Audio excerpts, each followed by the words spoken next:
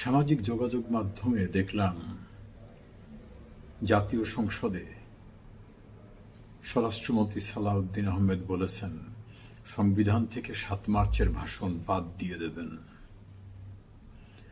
আমার শঙ্কা, তিনি প্রকৃতপক্ষে জিয়াউর রহমানের প্রতিষ্ঠিত দলের প্রতিনিধি কি না।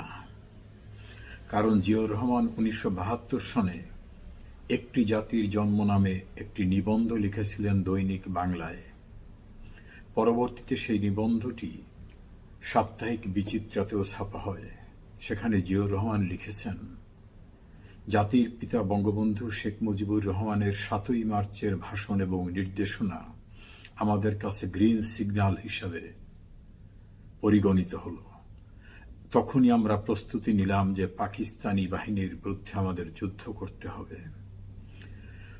পাকিস্তানিরা কিভাবে বঙ্গবন্ধু এবং বাংলাদেশের বিরুদ্ধে বিরুদ্ধাচরণ করত,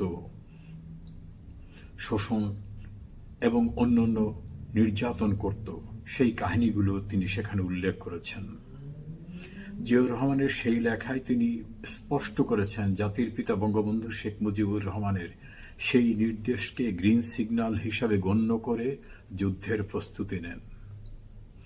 বাস্তবত ৭ মার্চই তো অনানুষ্ঠানিকভাবে বাংলাদেশের স্বাধীনতার ঘোষণা।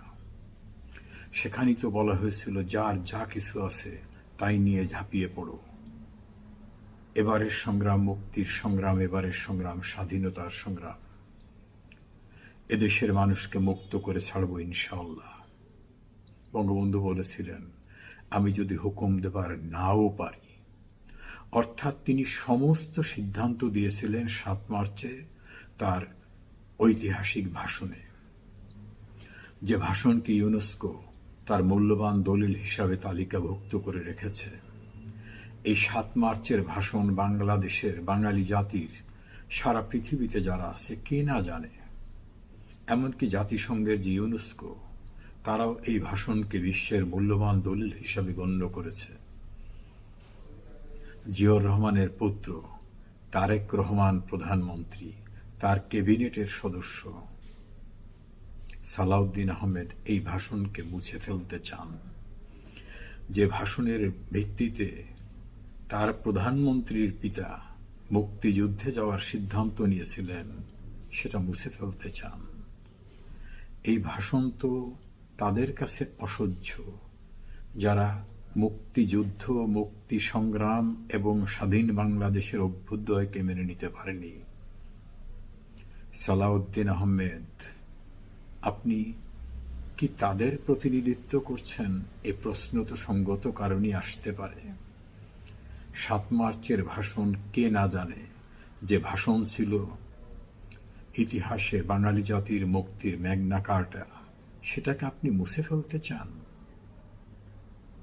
আপনি বই ছাপাতে গিয়ে সেটাকে বাদ দিলে বাঙালির হৃদয় থেকে সেটাকে বাদ দেওয়া যাবে না। ইউনেস্কোর মূল্যবান দলিল থেকে বাদ দেওয়া যাবে না।